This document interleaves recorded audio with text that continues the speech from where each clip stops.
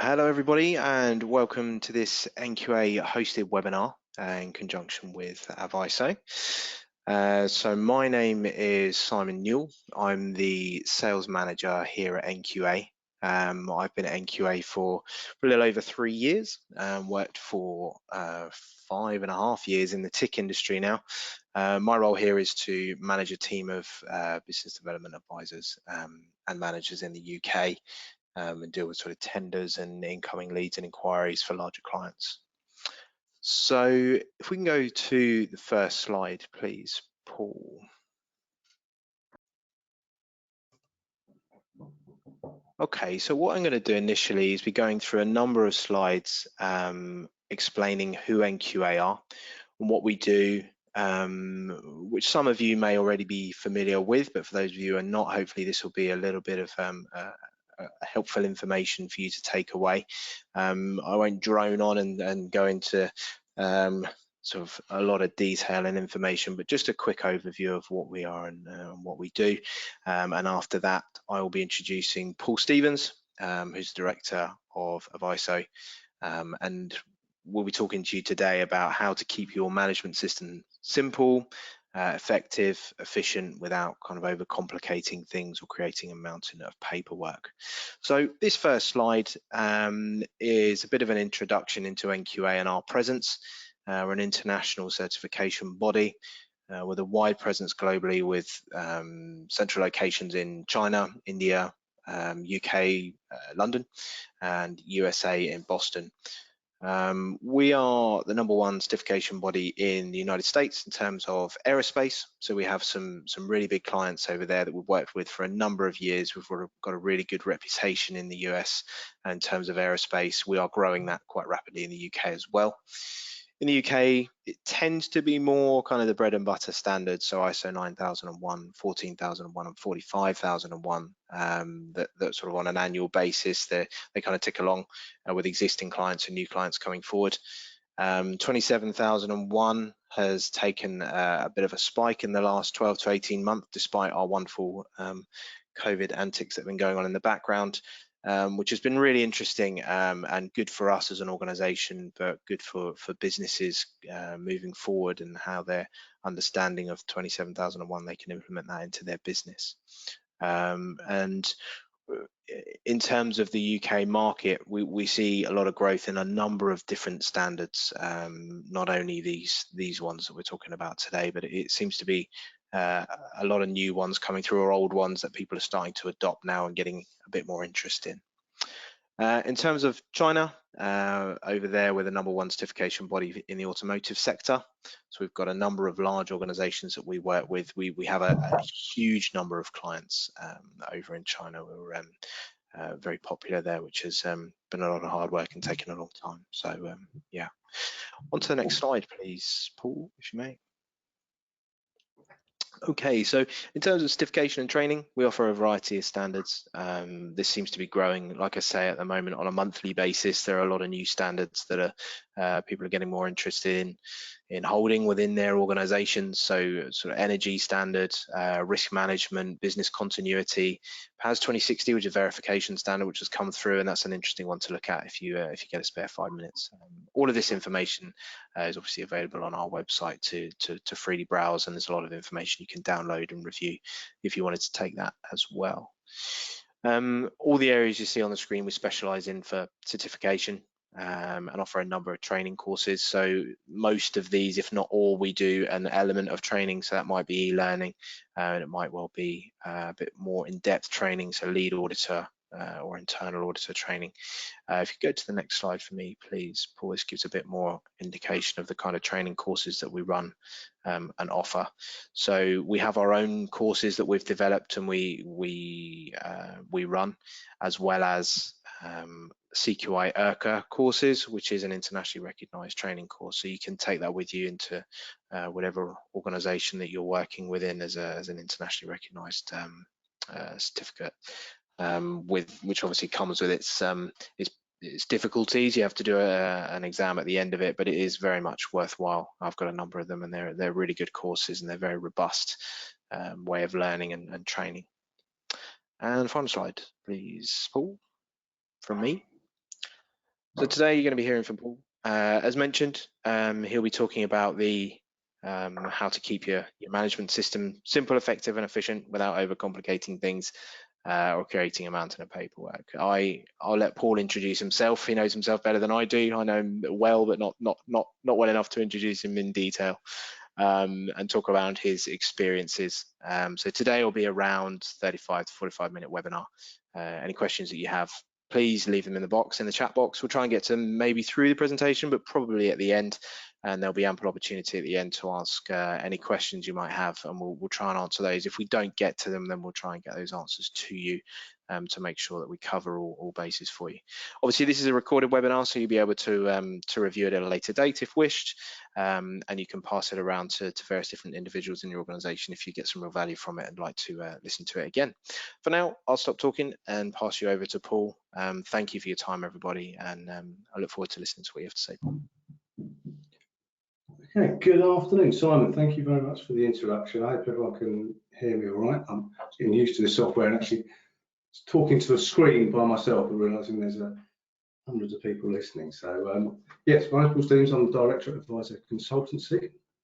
I want to talk a little bit today about what we're going to look at. Actually, I thought just to point out what we're not going to look at after a rather embarrassing LinkedIn post that went out last week. So if anyone's got the wrong end of the stick, today is not about advice on how to keep your man. In fact, what I'm really going to talk about is some of my thoughts and opinions on management systems gained over the years I've worked with these standards, and the focus today really being on about how we can look to keep management systems simple, how we can get the most value from them, and how we can reduce some of the potential problems. And simple really is not about, it's not easy. In fact, it's very hard work to make these systems simple. And simple is not about cutting corners by any stretch. So today is very much my opinion, and hopefully the opinion of the team at AvISO. I don't expect everyone to agree, and I really hope at the end of this we can have this will start some interesting conversation and questions. So I look forward to that at the end of the talk, if that's all right. But really, if nothing else, if you take away from today that there's no set right way of applying a management system, it's finding the right way for each business. Okay, so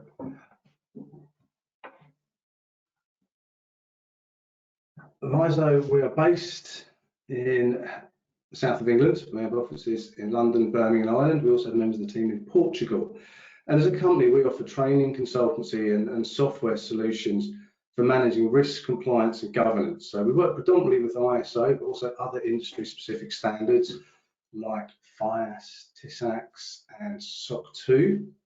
And I'm really pleased to have a fantastic team of consultants who all are much more competent and skilled than I am in their particular fields.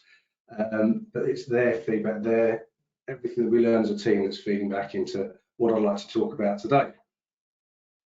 Our client base, well, across our client base, to give you an idea of size, we get audited 5 to 10 times a week by third-party certification bodies, and what we learn, the data we learn from that, the experience we get, we feed back in to ensure that we continually improve and develop the way we work and the service that we offer for our clients. As a business, we hold ISO 9001, Cyber Essentials, and are going for 27001 this year. So we're putting our money where our mouth is, and we expect to be able to show that to our clients. I'm going to talk a little bit about our clients. Sorry, just getting to grips with the software. So we're really lucky, and we have a fantastic selection of clients. Our clients are in the chemical sector, so professional services, fintech, law firms, manufacturing. We work a lot in the automotive sector. We have some high-end precision manufacturing, sort of spin-off race teams. We even have a client who crash tests Formula 1 cars, which is quite an interesting site visit when we go and see them. We work in construction, environmental firms, and the list keeps growing. But that's not to say we're necessarily experts in every single one of those fields, although we do have a lot of experience in most. What we are is specialists in management systems and about getting the right information from our clients and presenting that in the best way for their business to build a management system that works for them. And with our clients, we have some that hold single certification to one standard. We have some that hold 7 or 8 certificates in integrated systems. We have some that have no physical offices at all. And we have others with 15 or 20 global offices. So complete mix of clients. But what's really interesting is the problems we see these clients face tend to be quite similar, if only on different scales. So the next slide, some of the standards we work with. When I started the company, I focused on 9001, 14001. We now support clients with around 35 ISO and industry-specific standards. And that growth has been really organic, based around client requirements. We deliver one standard, we do a good job, they ask us to come help with another one. And for some of those standards, that's mean bringing in new members of the team. For others, we do partner occasionally with some technical experts to make sure we've got the expertise we need, we can do the right job for the clients. And others, that means sitting down, reading the standard, going on courses. In fact, we've got one of our team on an NQA lead auditor course as we speak. So to increase the internal skill set, the in-house skill set. So today, I want to talk about standards and how we can look at simplification and how we can look to get more from them. But I thought rather than just working through things on a clause by clause basis, which I'm sure many of you have sat through before, I'd try something different. I'll look at it from a different angle. I hope this works, and I'm sure you'll let me know at the end. So, and the other thing is to say, forgive me if I jump around a bit today, partly nerves, sitting in a room by myself, talking to a screen, but more so that ISO standards, they are interrelated systems. So however we try to unpack them and then categorize a presentation like this, we can't do it in a perfect set of steps. So I will jump around a little bit, and apologies for that. So the areas I want to look at are focus and honesty. So focusing, making sure your system's focusing on what's key to your organization, and being really honest about the information you put into it. A duplication, centralisation of a management system. So really about using your management system as a signpost to all the great things you're doing across your organisation. Too often we see management systems that don't reference some of the great work that companies are doing that has relevance to that particular standard. Talk about complexity and language, touching on the use of sorts of generic templates and some of the issues we see when they come into play. And about language, using language you're comfortable with, not speaking ISO speak. So then a bit about making the most of what's available. There's lots of tools out there, free and chargeable, but lots of free stuff out there that can really help you get the most out of your management system, that can take away some of the more onerous tasks, remove some of the risks, and help you focus on what's really important. And then look at non-conformities. I want to talk a little bit about what we do with the data we get on non-conformities and how we use that. And actually, there's some more resources there for you. And then a little bit about beyond initial certification. But really, today, how can we simplify things a bit?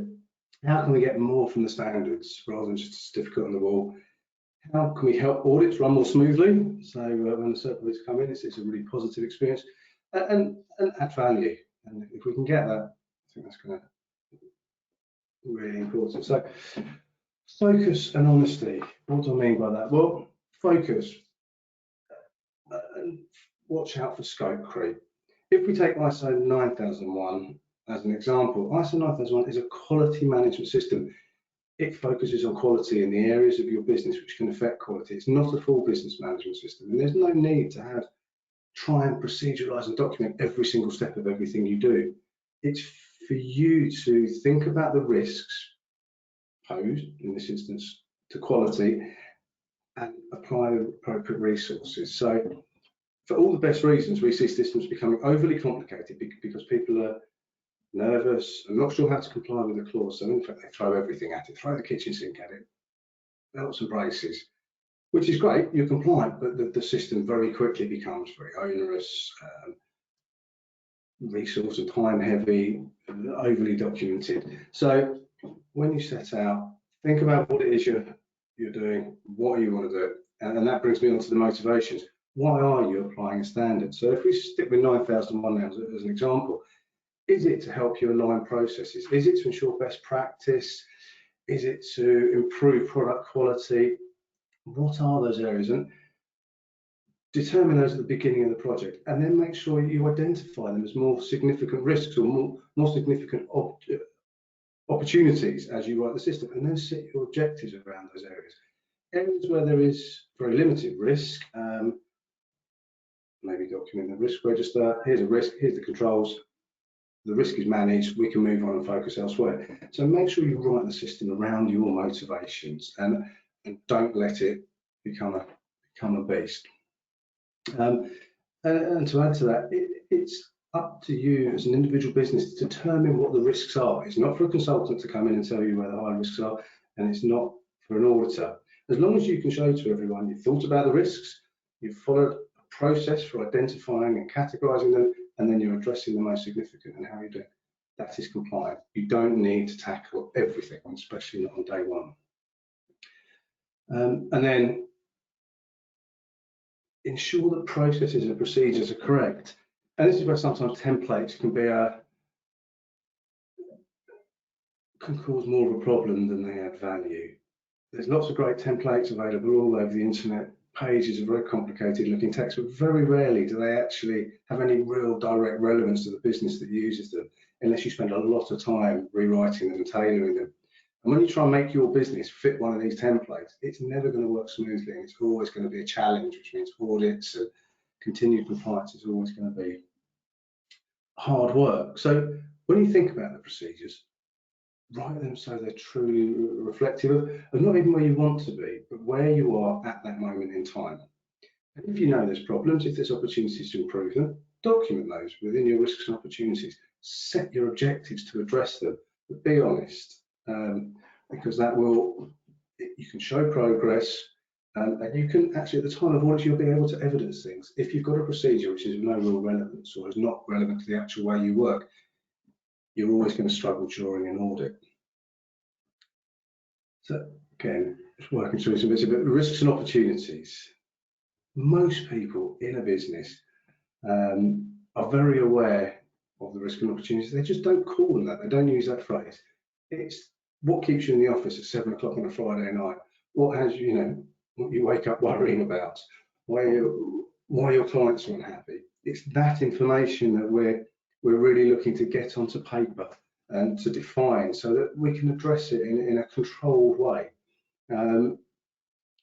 So don't document what you think an auditor wants to see or what you think is going to avoid perhaps highlighting some issues you don't want everyone to know, because not everyone needs to see it, but it's important that you write what is relevant. And if your management system, if your procedures are honest, your risks are set, compliance and certification basically becomes secondary. That's what you're doing day to day, and what your management system state are the same thing. So it becomes much easier to manage the system and evidence progress and continued improvement. And I think that evidence and continued improvement gets overlooked.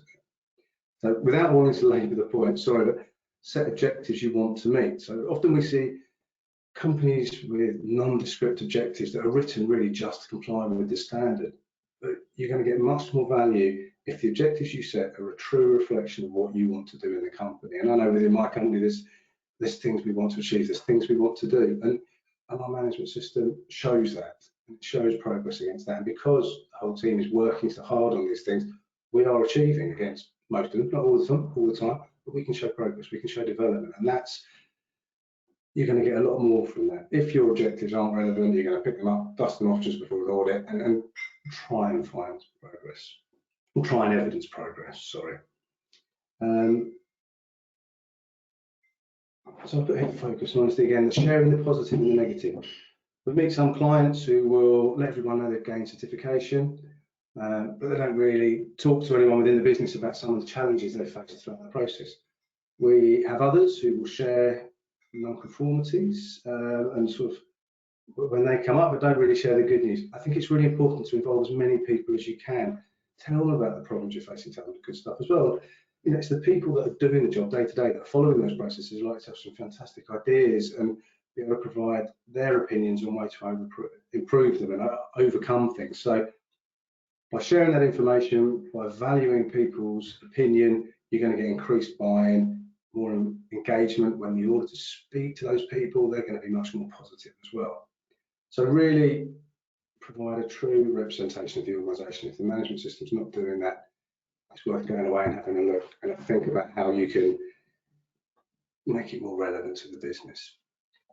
So duplication, centralisation, what do I mean by that? So for any company out there that holds certification to 2 or more standards, we really strongly advise you integrate this. And I think a lot of people do, but there's still some out there that aren't. And particularly with things like Annex SL, so the ISO standards are more closely aligned. But even when we're looking at standards like SOC 2 and TISAX, so TISAX being an automotive information security standard, SOC 2 being an American information security standard, when you look closely, they're really closely aligned with 27001. So what we're able to do is integrate those requirements and again save companies an awful lot of time. So integration, it doesn't just help you reduce the number of documents and reduce workload. The big thing is it removes contradiction. And one of the problems we see with companies with multiple systems is that the core elements are written differently and managed differently, and an auditor then is well within their rights correctly to say, well, if you're doing the internal audit process or the management review process 3 different ways, is one not better than the other? Is there not value in sort of looking to combine these and get best practice? So, and also an integrated system, I think you might say this, but you can, I think there's opportunities for discounts in auditing. If you can present to certification body NQA that you're a fully integrated system, there's an opportunity to reduce the number of audit days. So don't keep several copies of the system in different locations. I mean, if we can, I think if you can avoid having hard copies of the system full stop, fantastic. But when we see companies with multiple hard copy documents, either across departments or locations, it's virtually impossible to keep on top of it. And as we're seeing a bit, document control is the most common non-conformity that comes up. So I think with the tools available today, software, cloud-based, it's so much easier to keep the system in one location and let everybody access that one system rather than having lots of versions spread out across the business. So that is a definite opportunity if it's not something you're doing already. And centralising is just far less time consuming, it's far less labour intensive, and it's much, much quicker to roll out updates.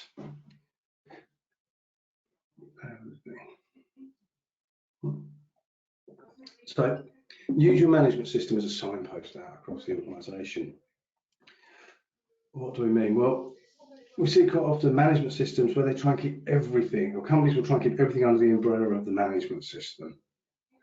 And it becomes very, very complicated, paper heavy, but also it means that everything sits on one person's shoulder or one department's shoulder. It's not my responsibility, it's the quality manager that deals with that. It's not my responsibility, it's over there. So the management system, in my opinion, should really act as a framework, and it should tell a story, and then it should signpost out. So forgive me, but if we think about interested parties, so what a lot of people refer to as stakeholders, we think about who they are, what they want from your business, what they require, how we communicate with them, and the next step is to think about what risks and opportunities that pose. Are there compliance risks? Are there opportunities to improve the quality of a product, quality of a service, to stand out from competitors? And the next step is to think about what controls you already have in the business to mitigate those risks, maximise those opportunities. So that can be training programs, it can be software, it can be 1,000 different things, and then my mind goes blank. But I'm sure we're all aware of all the different tools you use day to day. It could be marketing, it could be development departments. They are the controls. So the next step then is to think about, well, who's responsible for those controls? And then we signpost out to the records that evidence them. So if we're talking about training and the training matrices or training records, they might sit with HR, and then we signpost from the management system to the HR department. The controls live with HR. And that not only helps us simplify the system, because we only get as far as signposting out, but it helps involve others and stops everything resting on one person's shoulders. So with that same point really is defining roles and responsibilities. If people understand that part of their role has a direct impact on your management system and they can see the part they play, it's much easier for them to understand why they need to be involved and to engage. And that way, by doing this, we can share responsibility and workload across an organisation, and that really helps create a shared accountability, a shared engagement, and that increases buy-in. So involving more people by signposting out to the jobs they do and showing how valuable the job they do is to the clients can add real value. And finally, coordinating audits and management reviews. This is really back to integration. We don't need to complete a full set of audits for every location or department, and we can combine audits across multiple standards.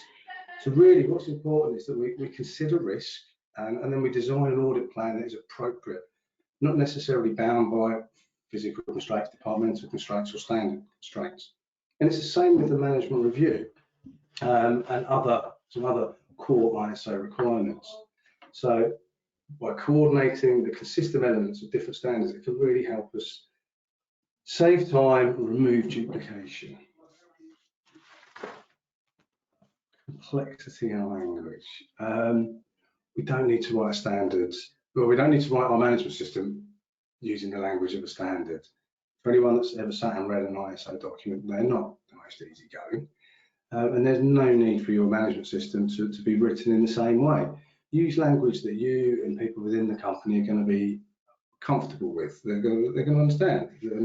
So something to help with this can be something like a glossary at the beginning of the standard, where we take some of the ISO terms and we cross-reference the terms that you're more comfortable with in the business. And beyond that, we never use ISO language. I think something else to consider along there is consider a central document cross-referencing the clause against how you address them. Just one document. It's really useful for an auditor and for yourself to give you confidence that you're compliant.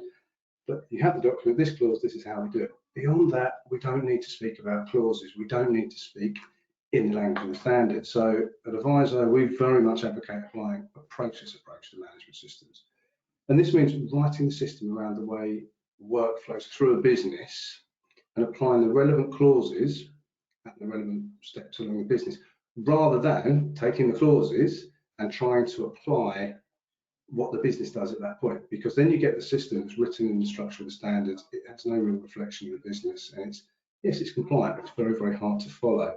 So wherever we can, once we've gone beyond some sort of cross-referencing document, we will avoid using ISO language and focusing directly on the clauses.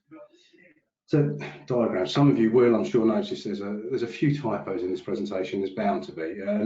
So I'm quite dyslexic. I'm also terrible at typing. So for me, the last thing I really want to see is pages and pages of documented procedures, unless it's absolutely necessary. Diagrams are a fantastic way of communicating information effectively and efficiently. And by this, I don't mean cut and pasting the old Deming cycle of plan, do, check, act and sticking it in the manual. I mean using schematics, flowcharts, infographics, and even video to communicate procedures. The standard says you must document relevant procedures. They must be documented. It doesn't say they must be written. So there are lots and lots of opportunities for communicating and documenting information beyond written text. And I think that can add real value to a system and really help people engage with it quickly and understand what you're trying to achieve.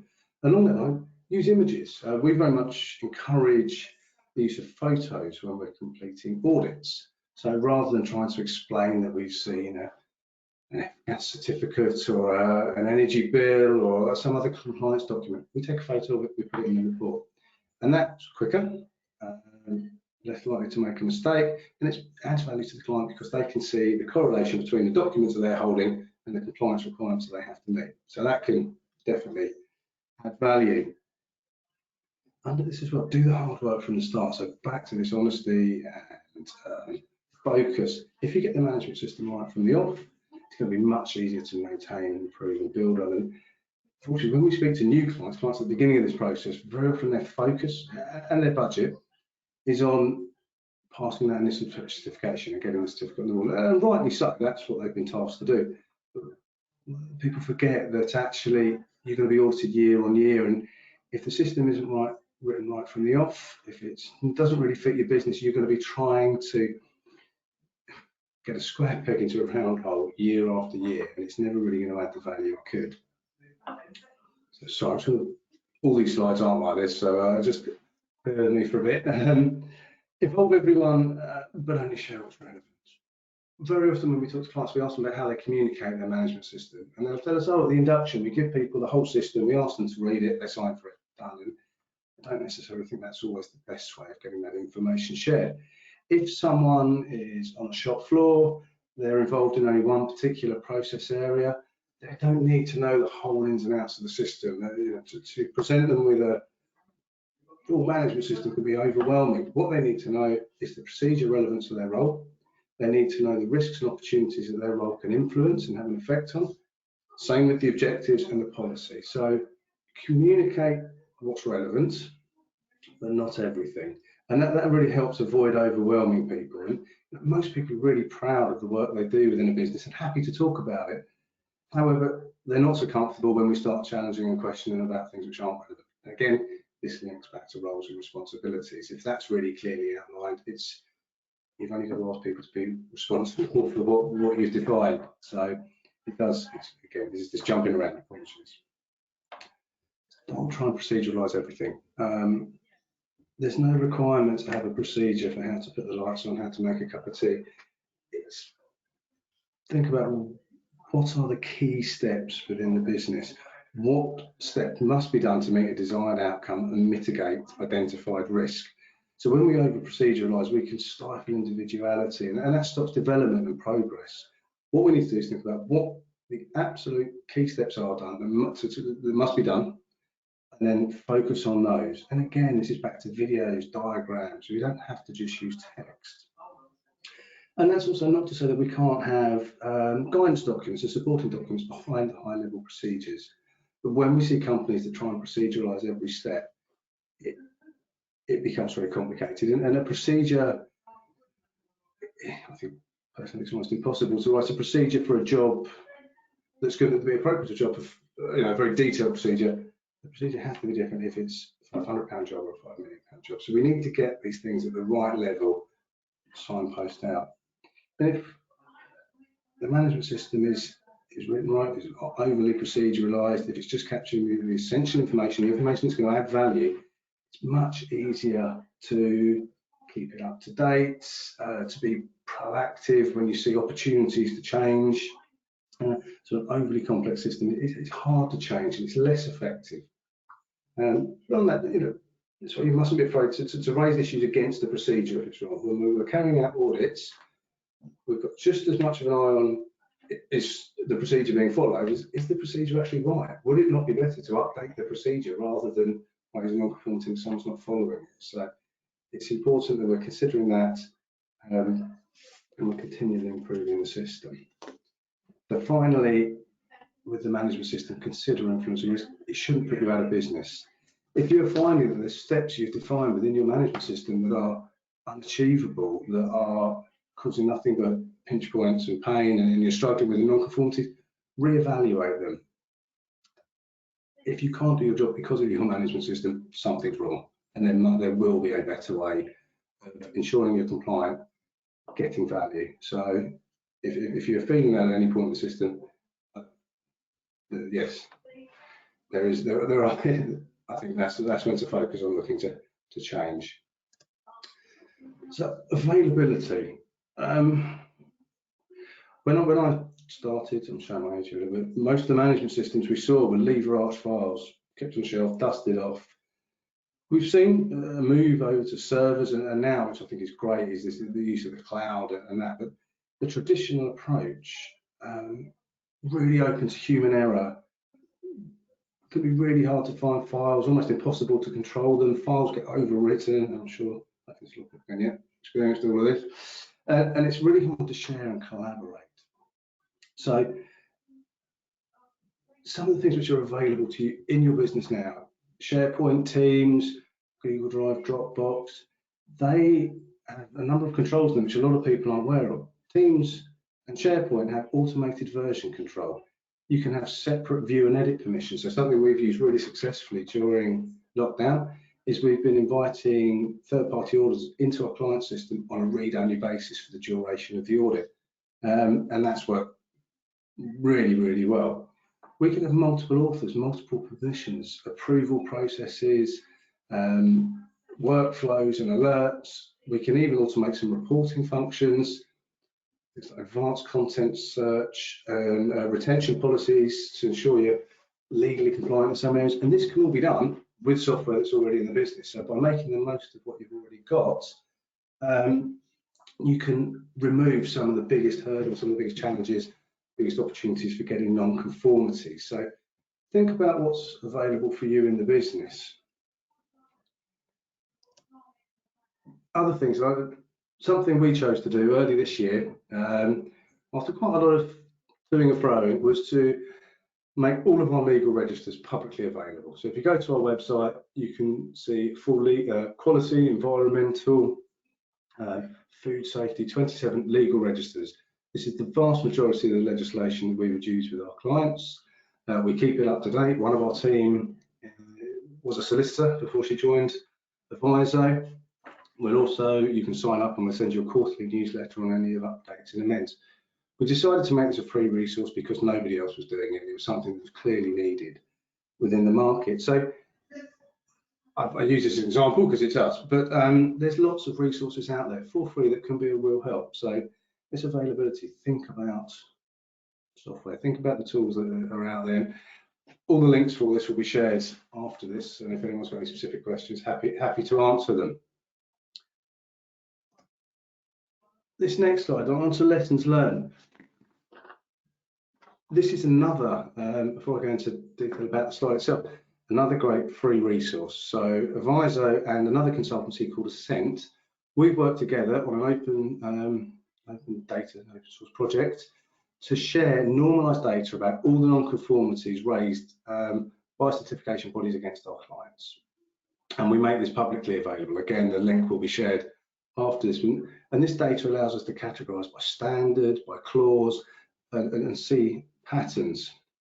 And this is something that we've always, AvISO always recorded this data from day one. Any opportunity for improvement, observation, non-conformity raised against any of our clients gets logged in a central database. And the value in this for us is that we start seeing patterns. So I can filter that data and I can look at a fintech company on stage 1 for 27,001. I can look at just general non-conformities. I can look at non-conformities by certification body and understand patterns and differences in approach. And then we can really help tailor our service and the way we approach a project specifically down to in a lot more detail, focusing on where we know the core issues are. So for us, the data on non-conformities is invaluable. A case in point being recently, we started seeing a few OFIs, a couple of minor non-conformities about communication. And after a bit of digging and a few questions, because we're looking at this data, we can see that it's new. It transpires one of the cert bodies has had a concern raised by UCAS about the way they audit against communication. So what that transpires down to is that more focus from auditors in that area. So although standards don't change, the approach by auditors and certification bodies can, and we want to keep track of that. So with that knowledge, we can then look at the way we address communication in the systems that we help our clients write. We've gone away, we thought about it, we've updated it, improved it, if I'm honest. And what that's now allowed us to do is design out that risk for all of our clients rather than just the few that have been audited. So very quickly, as the auditors start going in, they will see this new updated approach to managing communication. We've removed that risk for everybody. If I dive into this in a bit more detail, so the next slide here, this is, and again, you can do this from the site, looking at just non-conformities around ISO 9001 and 14001, and we can now start seeing 9001 is obviously a larger standard, so more non-conformities. But if I go to this here, the biggest non-conformity we see is documented information, then risks and opportunities, then objectives and processes, and they're the areas I've tried to focus on today. So if you can work on those areas, that's the biggest opportunity to reduce the number of non-conformities you're likely to get through an audit. So the points today are yes, not my opinion, but very much built around where we see patterns. So hopefully that's useful. And finally, system maturity. I think things to take away. If it's not working, change it. If a procedure or control is stopping you work effectively, then look to change it. As long as the procedure you document mitigates risks and is legally compliant, then it's compliant to the standard. So be honest, not working, change it. Identify pinch points. Look for areas where perhaps you're finding a bit of frustration, where things aren't going, and put the focus of the system onto that. Raise a risk around it, set an objective. Design out issues, particularly 27001. This is technical people go into this in much more detail. There's lots and lots of opportunities to design in controls, design out issues, which removes the need for lots of procedures, lots of detail. It's if it's designed out, it can't happen. We don't need the complex management system around it.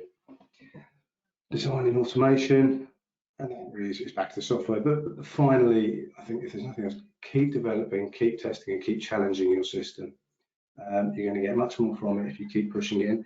And actually, when you're audited by top 2 by certification body, they're going to be really impressed if they can see you've tried 3, 4, 5 new things. Okay, not all of them have worked, but some of them have. Some of them have driven the system forward.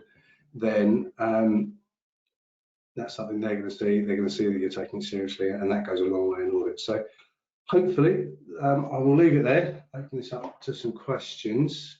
I hope that's a bit of interest. And yeah, I'm not necessarily sure the software works, so someone might have to jump in and down here.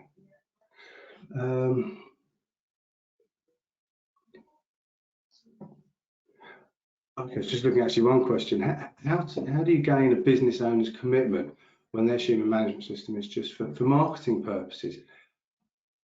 Tricky, and we come across that quite a lot. And I think it's talking about some of the points we've discussed today, showing them that actually they can get real value from it if they're honest, if they put some time in, and if the system's right, it's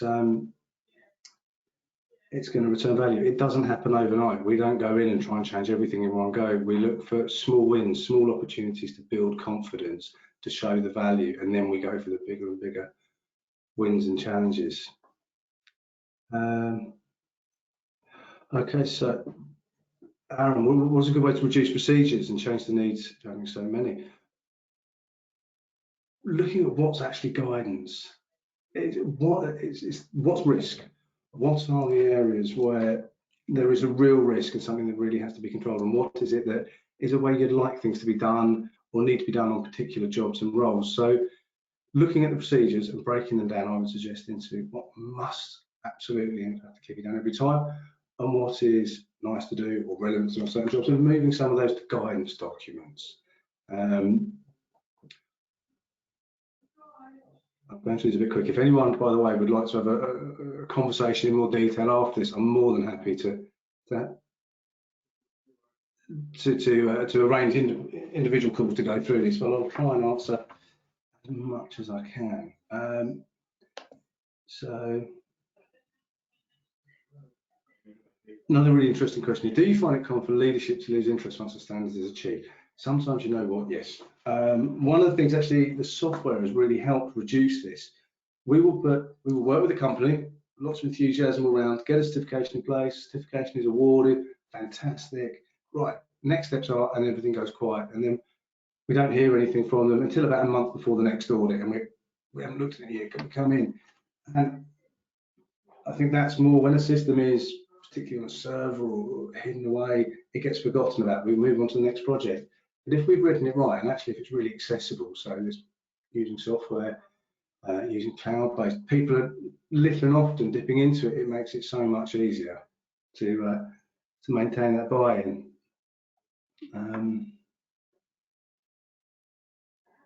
Well, the questions are flying, so I'm doing my best here to keep up.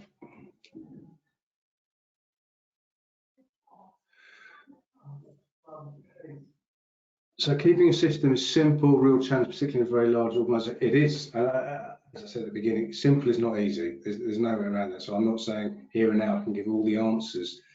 But I think it is at centralising it, so people are all accessing the same documentation, looking at, again, what you're trying to achieve, using software.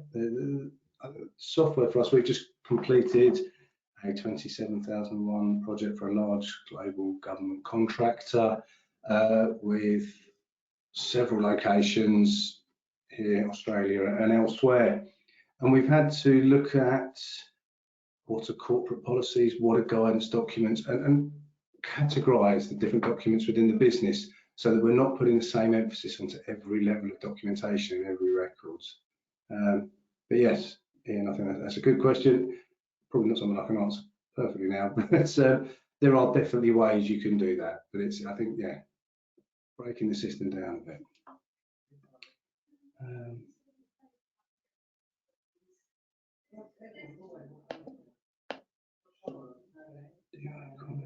Sorry.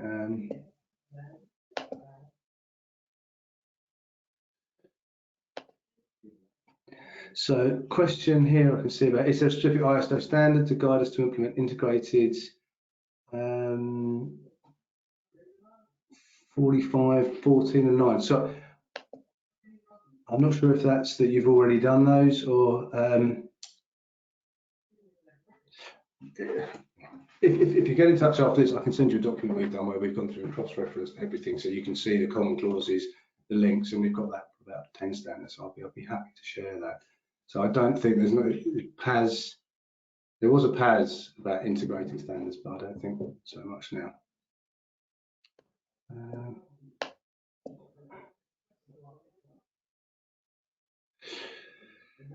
Suggestions for you reducing the size of a 45,001 risk register.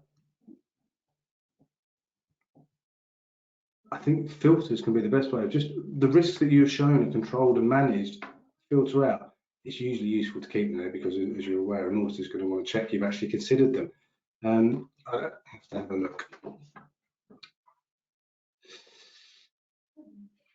Sorry, that's not a great answer, I realise, but happy to have a look at the system and offer some thoughts again. A lot of these questions, it'd be great to go in and look at individually.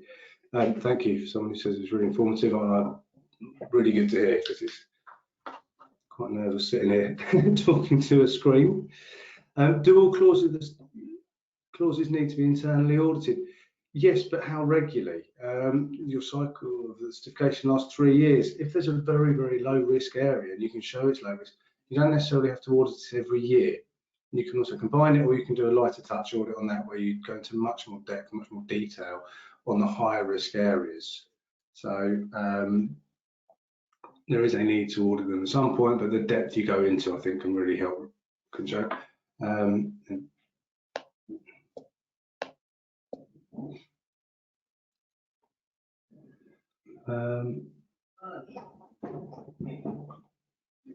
Question about how do we deal with auditors in different countries? We have lots of clients across multiple countries. Yes, I think there is, we know there is, difference in approach and interpretation, not just across countries, in the UK by individuals, by certification bodies as well. And that's why one of the reasons we manage non-conformities and we track them so closely is to look for those patterns and address them. We try and build a positive relationship with the auditors if there's something they particularly want, but we also, at the same time, don't want to tailor our system to meet an auditor requirements rather than standard requirements. So it's a challenge. It's an ongoing challenge, and we continue to try and address it.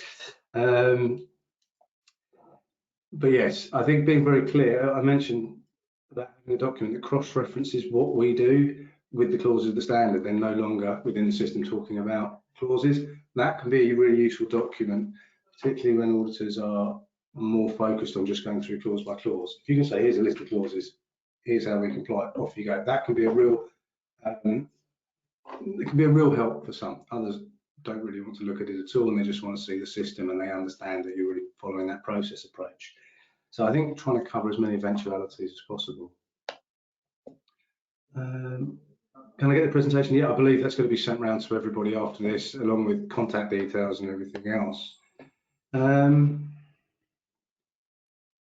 So someone who's written they're interested in understanding more about the software. Gareth, yeah, I can send over some links to it. I can send over some information on what we do, how we've used software to really streamline the implementation of systems, to reduce a significant proportion of the more administrative challenging tasks, and make sure that you can focus on just uploading it and entering the information that's relevant and adding value to you without worrying about the bits behind the scenes. So I can send you some links to set you up with a demo of the site if you'd like. Please feel free to get in touch afterwards. I will ask NQA for some details, your details, if that's all right.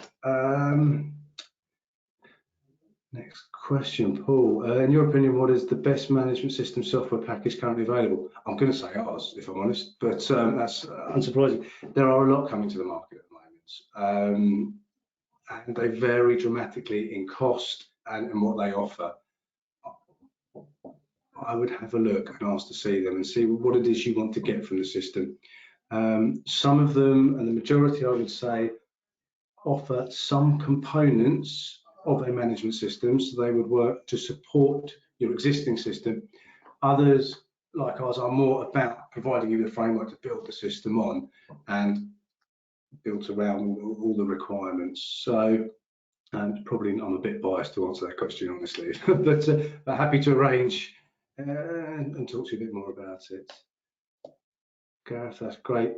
Thank you.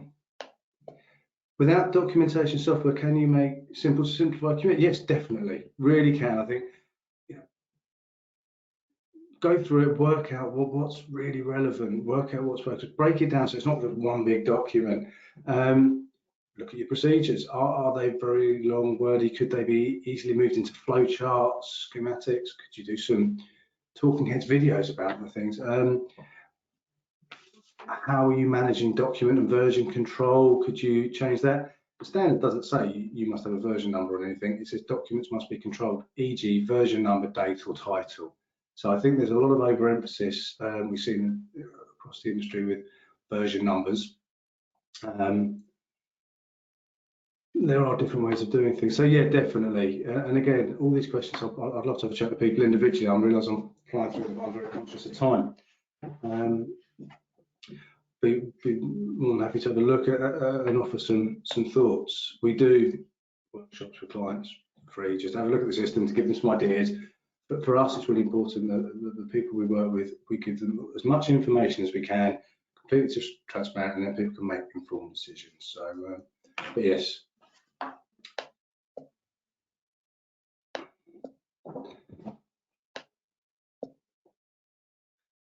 Brilliant, yeah, Gareth, again, happy to share some software. Thank you for all the nice comments, that's very nice to hear. So I'll just run through these questions.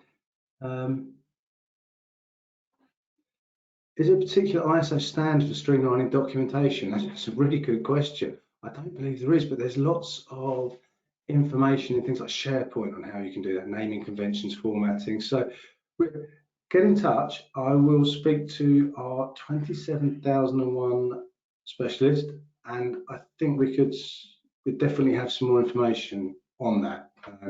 So really, yeah, definitely. That's a really good question, and I'll be really keen to follow that up actually after this call, because there is lots of information out there, if not in ISO standards, probably more freely available. People like Microsoft and the like. So I don't know the answer, but I know one of the team. I know exactly the member of the team that would. Lisa, the legal register, my email address will be shared at the end of this, but if you go to AvISO Consultancy, the legal registers are all there. Like I say, you don't have to, they're free of charge, freely accessible, so please feel free. If you'd like to sign up, there's a contact us thing on the website. We'll then send you the quarterly updates as well, and again, at no charge, no commitment. So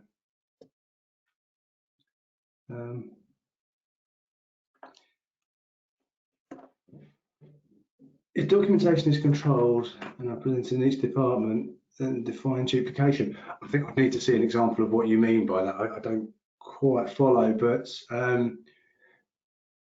case by case. So sorry, that's not a good answer for me, but if we could have a look, I would be more than happy. So if it is, if documentation is controlled individually in each department and it's not duplicated, then that wouldn't be duplication, I guess, at all. What we don't want to see is management systems that repeat information that's managed elsewhere. We want to see it signposted out. So that's what I'm getting at. Brilliant. I think that's all the questions. So thank you everyone who's taken the time to listen. I hope it's been informative, and yeah, I hope you all have a fantastic weekend. I'll say goodbye for now, and Natalie or Simon, I'll pass back to you if I may.